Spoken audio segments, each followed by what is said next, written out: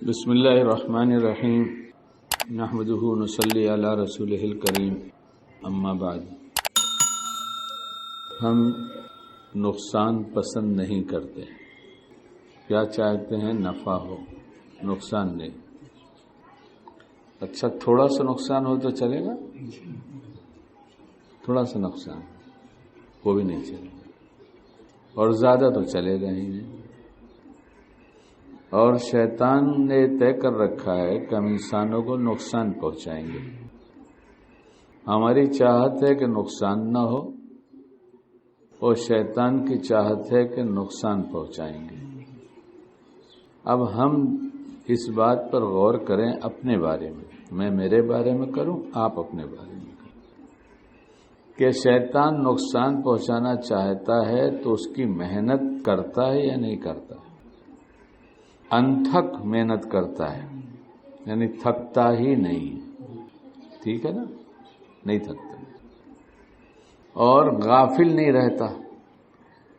اتنی نصیحتیں شیطان کر رہا ہے انسان کو کہ انسان اگر تجھے عقل ہے تو مجھ کو ہی دیکھ کے کچھ سمجھ لیتا۔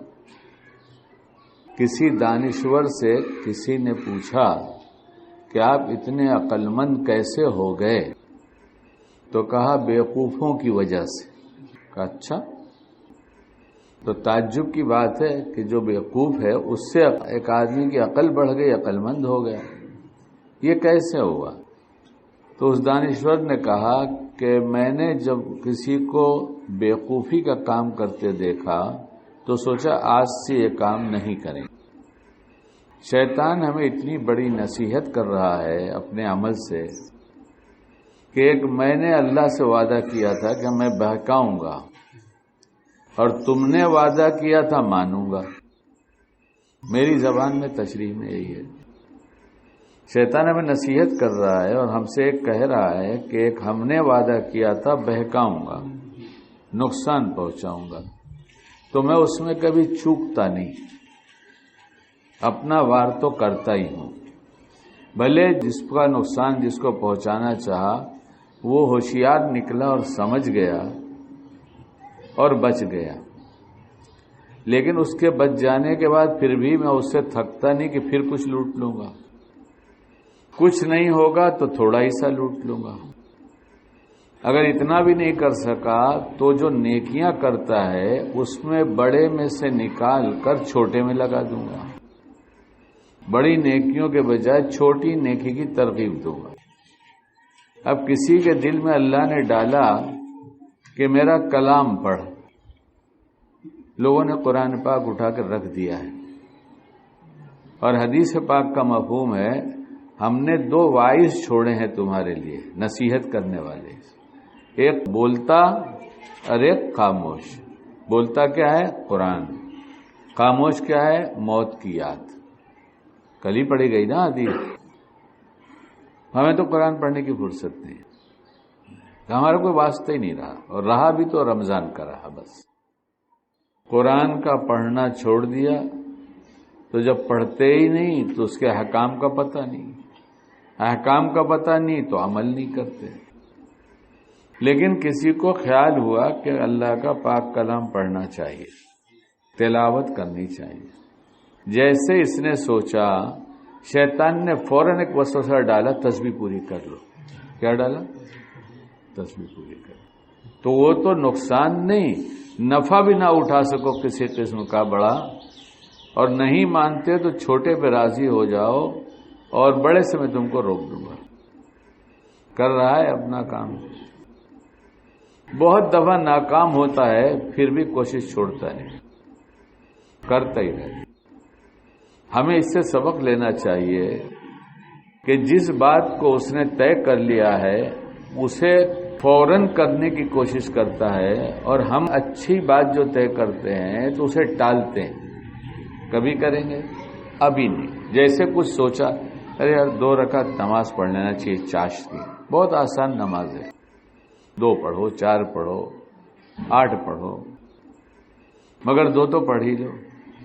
لیکن طے کیا کہ آج میں 4 رکعت نماز چاشت کی پڑھوں گا، تو بڑی مشکل سے 2 کی نیت بندی، بڑے وساوس آئے، وہ کام یہ کام، اور ہمت ہوئی 2 رکعت پڑھا، جیسی وہ الٹی سیدھی پڑھا۔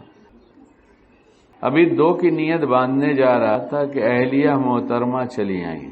سب سے محترم تو گھر میں وہی ہیں، اماں ابا بھی نہیں رہے، اب تو وہی ہیں محترم۔ ایسے معتقد ہو گئے کہ غلام بن گئے، اللہ حفاظت فرمائے، اور ایسے حاکم بن گئے کہ ظالم بن گئے۔ عاشق بن جاتے اور طے کر لیتے کہ ہمارے گھر میں ہم دونوں یہ فیصلہ کر لیں، طے کر لیں، اور میں طے کر چکا ہوں، بتا دیں آپ کہ اس گھر میں نفع کا کام ہوگا، اور شریعت نفع ہی کے لیے دی گئی ہے، نقصان کے لیے نہیں۔ تم میرے مزاج کے خلاف کرو گی تو میں برداشت کروں گا، لیکن تم بھی ذرا سمجھ لو کہ جب میں برداشت کروں گا اور تمہارے مزاج کے خلاف کروں تو تم بھی برداشت کرنا۔ جب میں تمہارے مزاج کے خلاف کرتا ہوں تو تمہیں غصہ آ جاتا ہے، اور تم کچھ نہ کچھ بولنا بھی شروع کرتی ہے، بڑبڑ کرنے لگتی ہے، کسی بڑبڑ میں ساری گڑبڑ ہے۔ تو جب تم کو برداشت نہیں تو میں کیوں برداشت کروں؟ ایسا نہ کیجیے گا، بلکہ تم نہیں برداشت کرتی نہ کرو، صبر سے اللہ ملتا ہے۔ تمہاری وہ غلطیاں جو میرے مزاج کے خلاف ہیں اس پر میں صبر کر لوں گا تاکہ مجھے اللہ ملتا رہے۔ وہ کرے گی ضرور، وہ کرے گی ضرور، نہیں کرے گی ایسا نہیں، تو مجھے اللہ ملے گا۔ لیکن شریعت کے خلاف کوئی بات ہوگی تو وہ نہیں چلے گی، شریعت کے خلاف نہیں، شریعت کے خلاف نہیں۔ شریعت تو گھر میں نافذ ہو کر رہے گی، کیونکہ سارا چین سکون اسی میں ہے، اور شیطان نہیں چاہتا کہ کسی گھر میں چین سکون سے کوئی لوگ رہ لیں۔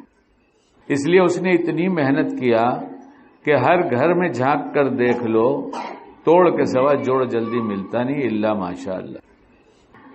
معمولی بات پر طلاق ہو رہا ہے۔ طلاق کا جو قانون بنا ہے، یہ ہم کسی اور کو کہنے کے بجائے اپنی زندگی دیکھیں کہ ہمارے یہاں ہوتا کیا ہے، کیا وجہ ہے طلاق کی۔ بہت سی چیزیں بچپن میں کہیں سننے کو ہی نہیں ملتی تھی، سنا ہی نہیں جاتا تھا، اور اب یہ سننے میں نہیں آتا کہ فلاں گھر والے بہت محبت سے رہتے ہیں، اب یہ سننے میں نہیں آتا، اور ہر طرف طلاق ہے۔ اتنے میسج ہیں میرے پاس کہ میں سوچتا ہوں ہو کیا گیا ہے مجھ کو، ہم لوگ کو کیا ہو گیا؟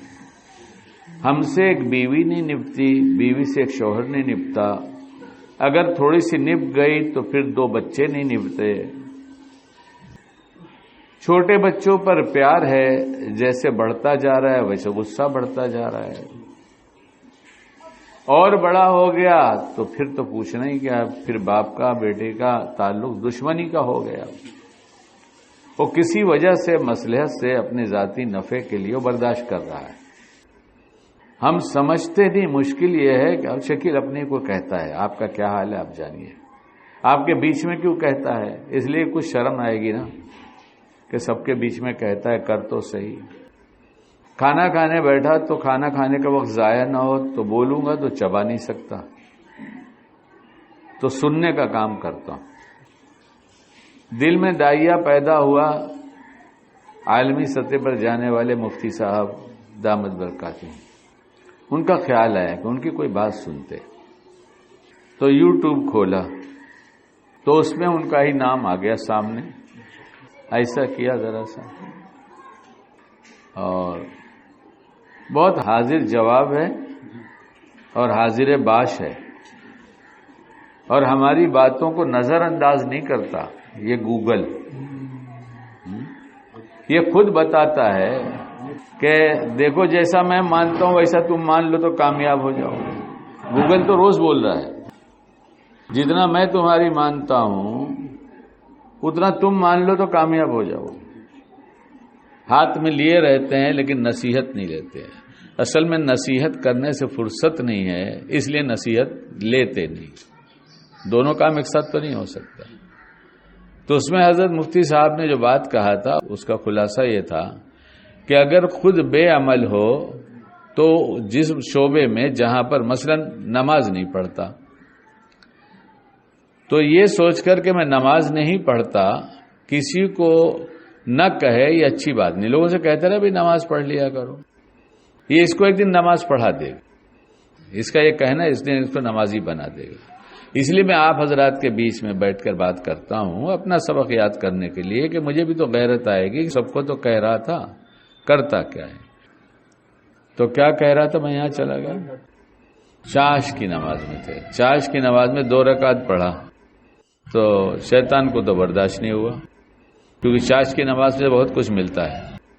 ہمیں یہ معلوم ہے کہ یہاں انویسٹ کریں گے تو اتنا ملے گا اور وہاں لگائیں گے تو اتنا ملے گا. ہمیں یہ یاد نہیں رہتا کہ اشراق پڑھیں گے تو یہ ملے گا اور چاش پڑھیں گے تو یہ ملے گا. اس کا خیال نہیں ہے. اور جس نے انویسٹ کیا اور کما لیا تو پھر وہ سب کو دیکھتا ہے کتنے بیوقوف اتنے سال سے دھندا کرتے. ایک میں ہوں دیکھو, تو کبھی ان کو ابا بیوقوف نظر آتے ہیں, کبھی چھوٹا بھائی بیوقوف نظر آتا ہے, کبھی بڑا بھائی بیوقوف نظر آتا ہے. اور میرا بیان یہاں وہاں پتہ نہیں کہاں گھومتا رہتا ہے. مجھے تو کچھ نہیں آتا تھا مگر میرے ذریعے ایک کو تو بنا دیا. اور تمہاری محنتوں سے, تمہارے کہنے سے, تمہاری ترغیب سے, تمہارے سمجھانے سے ایک آدمی ہدایت پر آ جائے تو تمہاری نجات کے لیے کافی ہے.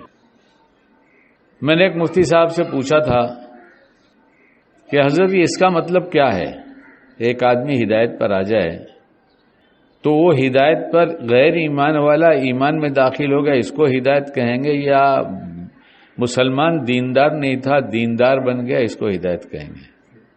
تو پوچھا کیوں قید لگاتے ہو اللہ کی رحمت پر, کیوں قید لگاتے ہو؟ ارے ایک بھلی بات تم نے کہہ دیا تو اتنی تو ہدایت مل گئی اس کو.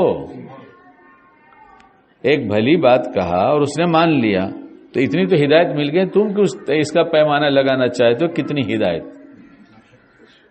پوچھنے سے تو ہمیں بہت کچھ ملا ہے اور ابھی بہت کچھ پوچھنا باقی ہے. ہمیں بتانے اور سمجھانے سے چھٹی نہیں ہے. میں دیکھتا رہتا ہوں, بار بار کہتا ہوں, جس کو دیکھو موبائل پہ لگائے. اتنا بڑا دھوکہ شیطان دے رہا ہے اس موبائل کے ذریعے کہ جتنی نسیں ہیں سر سے پاؤں تک یہ اس کی ریس سے سب متاثر ہوتی ہیں. میں دیکھتا رہتا ہوں, بائک چلاتے ہیں تو ٹیڑھے, ہاتھ میں سامان رہتا ہے تو ٹیڑھے رہتے ہیں, ایسے ٹیڑھے رہتے ہیں. شاید کچھ دن کے بعد ٹیڑھے ہی نہ ہو جائے, اللہ حفاظت فرمائے, اس لیے کہ جب بیلنس ہی نہیں ہے ایک طرف ہو گئے تو شاید یہ عادت بن جائے. کبھی یہ نہیں کہتے سنتا, بعد میں فون کرنا, میں کچھ اچھا چھوڑو نا, اب ان باتوں کا تذکرہ کر کے تو کوئی فائدہ, یہ سب نہیں سنتا.